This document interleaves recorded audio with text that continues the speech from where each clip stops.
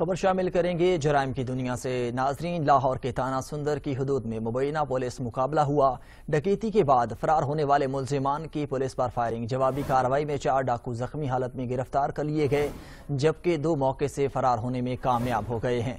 آپ کو بتائیں گے کہ لاہور کے تانا سندر کی حدود میں مبینہ پولیس مقابلہ ہوا اور ڈکیتی کے بعد فرار ہونے والے ملزمان کی جانب سے پولیس پر فائرنگ کی گئی۔ جوابی کارروائی میں 4 ڈاکو زخمی حالت میں گرفتار ہوئے، جبکہ 2 فرار ہو گئے ہیں۔ تفصیلات جان لیتے ہیں نمائندہ سیم نیوز ملک مشتاق سے۔ ملک مشتاق، بتائیے گا کہ جو 2 ڈاکو فرار ہونے میں کامیاب ہوئے، ان کے خلاف اب تک کیا کارروائی کی گئی ہے؟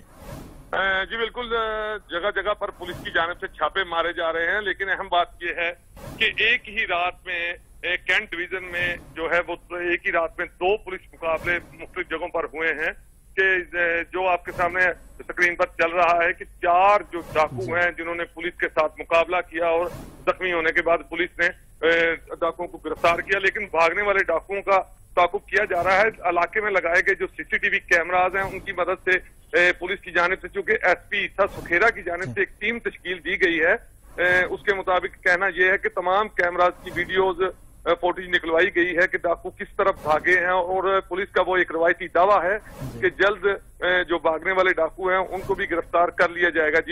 جی پولیس کا دعویٰ ہے کہ بھاگنے والے ڈاکوؤں کو بھی جلد گرفتار کر لیا جائے گا۔ ملک مشتاق، آپ نے اپڈیٹ کیا، آپ کا شکریہ۔